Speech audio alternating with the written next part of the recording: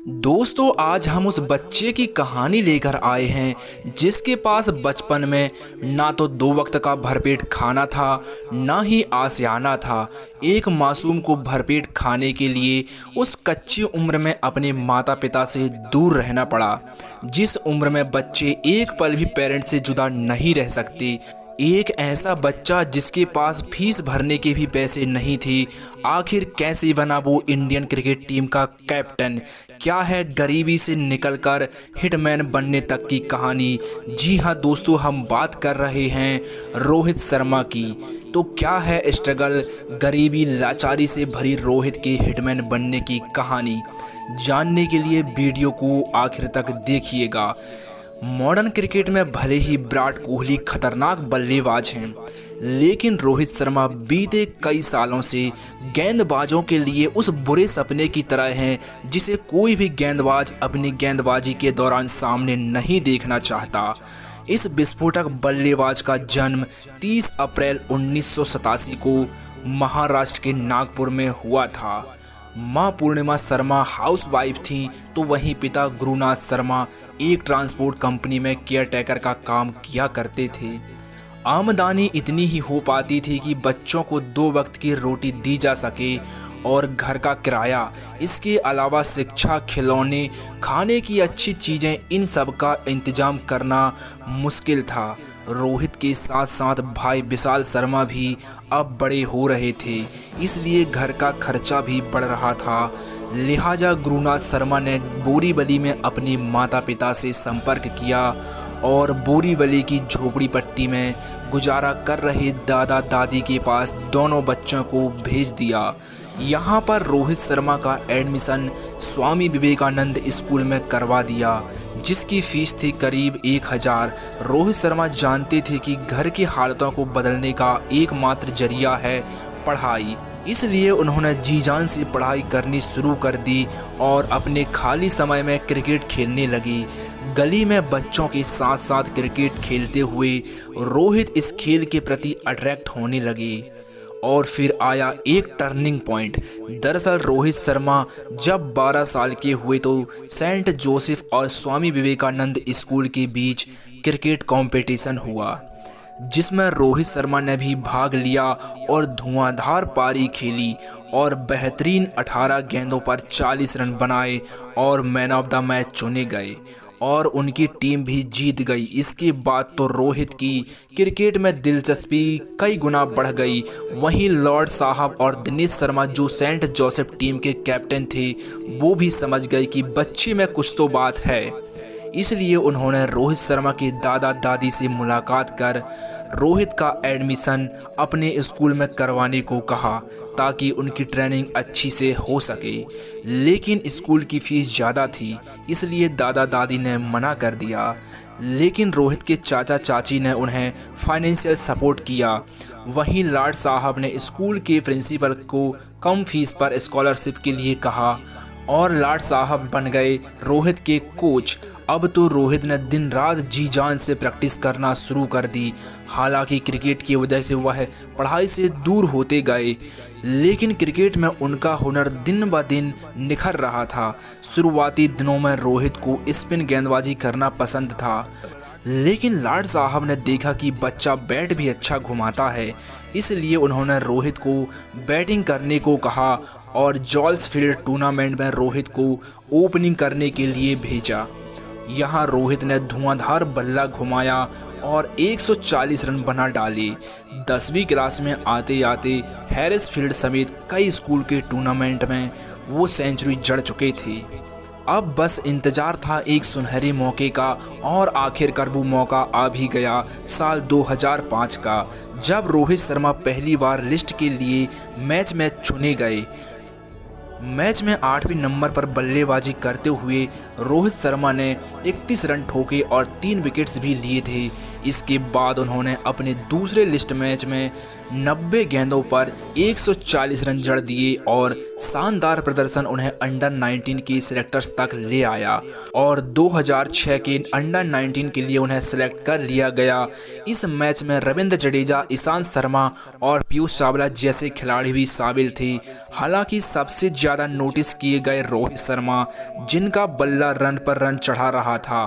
Total 6 मुकाबले में उन्होंने 390 रन बनाए और टीम इंडिया को फाइनल तक लेकर गए। हालांकि फाइनल पाकिस्तान ने अपने नाम कर लिया। इस मैच में सबसे ज़्यादा रन बनाने के चलते इसी साल रोहित शर्मा ने अपना फर्स्ट क्लास डेब्यू किया और न्यूजीलैंड के खिलाफ 22 गेंदों पर 97 रनों की तूफानी पारी खेली। इसी साल रोहित शर्मा ने अपना रणजी डेब्यू किया और डेब्यू मैच में ही 267 गेंदों पर 205 रन बना डाले, जबकि फाइनल में हाफ सेंचुरी की बदौलत रणजी टाइटल जीतने में भी मदद की।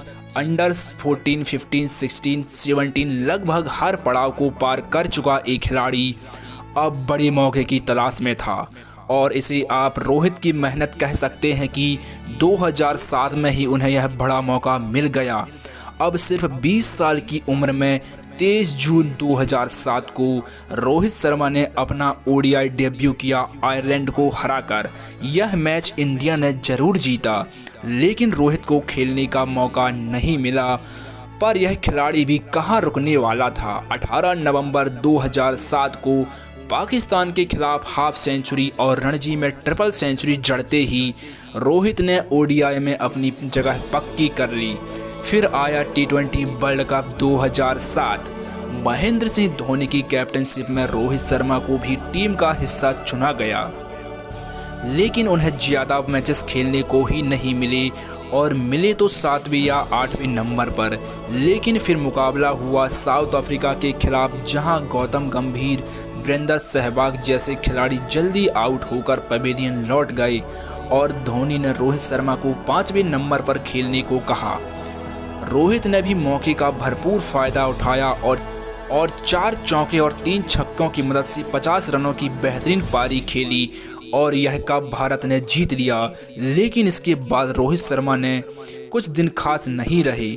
साल 2010 कभी टीम से बाहर तो कभी टीम के अंदर, क्योंकि इस वक्त था विराट कोहली, सुरेश रैना जैसे खिलाड़ी टीम में जगह बना चुके थे। उन्हें 2011 वर्ल्ड कप में भी टीम इंडिया से बाहर रखा गया। रोहित को लगा कि अब वो कभी टीम में वापसी नहीं कर पाएंगे, लेकिन किस्मत को कुछ और ही मंजूर था और वर्ल्ड कप के तुरंत बाद रोहित को वेस्ट इंडीज़ के खिलाफ खेलने का मौका मिला और रोहित ने कमाल खेला। 2011 में 11 करोड़ में रोहित मुंबई इंडियंस के लिए खरीदे गए और 2013 में उन्हें टीम की कैप्टेंसी सौंपी गई, जिसके बाद तो 2015, 17, 19 और 2020 में रोहित की कैप्टेंसी में मुंबई इंडियंस ने ट्रॉफी अपने नाम की। लेकिन इसके बाद भी मुंबई इंडियंस ने 15 दिसंबर 2023 को रोहित की जगह हार्दिक पांड्या को टीम का कैप्टन घोषित कर दिया। लेकिन क्यों? तो देखिए, इसके पीछे वजह रही रोहित का आईपीएल के प्रीवियस सीजन्स में खराब प्रदर्शन। हालांकि हार्दिक को मुंबई इंडियंस की कैप्टन देने की वजह से रोहित के फैंस बेहद नाराज हुए और हार्दिक को जमकर ट्रोल किया गया। लेकिन फिलहाल मुंबई इंडियंस की कैप्टन्स हार्दिक के ही हाथों में है। वैसे दोस्तों, सिर्फ आईपीएल ही नहीं, रोहित का प्रदर्शन बाकी मैचेस में भी कई बार ऊपर नीचे हुआ, जिसे 2011 तक बेहतरीन प्रदर्शन के बाद 2012 में रोहित का बल्ला खामोश हो गया। ठीक वैसे ही जैसे 2008 से 2010 के बीच रहा। लेकिन खराब प्रदर्शन के चलते रोहित को टीम से बाहर करने की मांग उठने लगी। लेकिन कोई था जिसे उन पर पूरा भरोसा था। कौन था बताएंगे, लेकिन उससे पहले वीडियो को लाइक करके चैनल को सब्सक्राइब कर लीजिए। वेल दोस्तों, हम यहाँ बात कर रहे हैं MS धोनी की। महेंद्र सिंह धोनी, जिन्हें लग रहा था कि ये लड़का जरूर कुछ बड़ा करेगा, इसलिए उन्होंने चैंपियंस ट्रॉफी में रोहित को इंडियन टीम का न सिर्फ हिस्सा बनाया बल्कि साउथ अफ्रीका के खिलाफ ओपन करने का मौका भी दिया।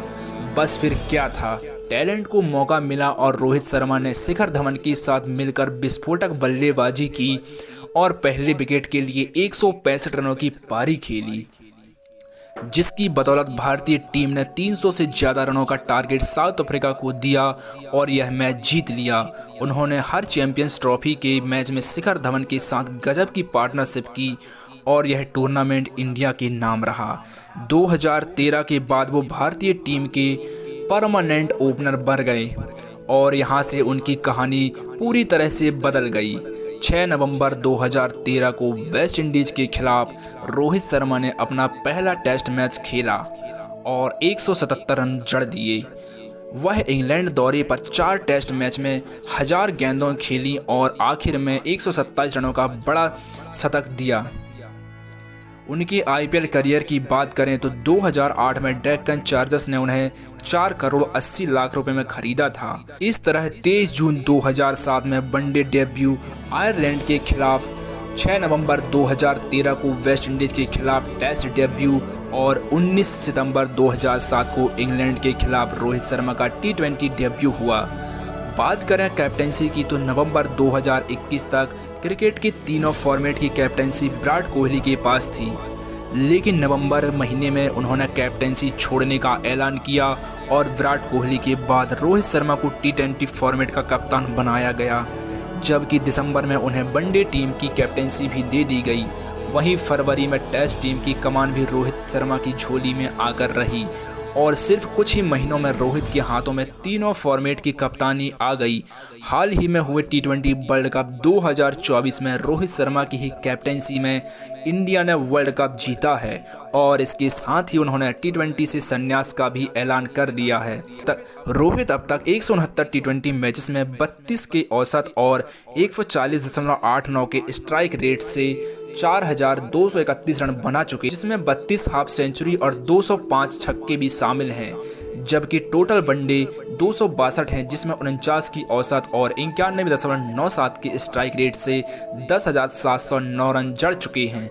रोहित 59 टेस्ट मैचेस में नजर आ चुके हैं, जहां टोटल रन है 4137, वो भी 45 की एवरेज से और 57.5 की औसत से। रोहित शर्मा दोस्तों पहले ऐसे कप्तान हैं जिन्होंने फरवरी 2023 में तीनों फॉर्मेट की रैंकिंग में नंबर 1 पोजीशन हासिल की। रोहित को उनके फैंस हिटमैन यूं ही नहीं कहते हैं, बल्कि उन्होंने कई कारनामे किए हैं जिनकी बदौलत वो आज हिटमैन के नाम से मशहूर हैं। रोहित इकलौते ऐसे बल्लेबाज हैं जिन्होंने वनडे में 3 डबल सेंचुरी मारी हैं। क्रिकेट के इंडिविजुअल हाईएस्ट स्कोर का रिकॉर्ड भी इन्हीं के नाम पर है। इंटरनेशनल क्रिकेट में सबसे ज़्यादा 597 छक्के जड़ने का रिकॉर्ड, 8 बार 150 प्लस रन बनाने का रिकॉर्ड, 148 गेंदों पर 159 रनों की पारी के अलावा वो एक कैलेंडर ईयर में 7 शतक जड़ने वाले चौथे खिलाड़ी हैं। अपने बेहतरीन प्रदर्शन के चलते उन्हें 2019 में राजीव गांधी खेल रत्न पुरस्कार, 2015 में अर्जुन अवार्ड, 2020 में पद्मश्री अवार्ड, 2020 में ही आईसीसी द्वारा ODI player of the year के अवार्ड से भी नवाजा जा चुका है, जबकि 2010 और 2020 में उन्हें बीसीसीआई ने दशक का सबसे बेहतरीन खिलाड़ी भी चुना था। इसके अलावा एक कई बार man of the match, man of the series भी रह चुके हैं। दोस्तों यदि वीडियो पसंद आई तो वीडियो को लाइक और चैनल को सब्सक्राइब कर लीजिएगा। Thanks for watching.